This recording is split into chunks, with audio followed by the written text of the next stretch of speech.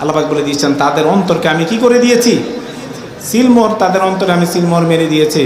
খতামাল্লাহু আলা কুলুবিহিম ওয়া আলা সামঈহিম ওয়া আলা আবসারিহিম গিশাওয়া, এবং তাদের চোখ কান সব জায়গায় আমি আল্লাহ পর্দা দিয়েছি।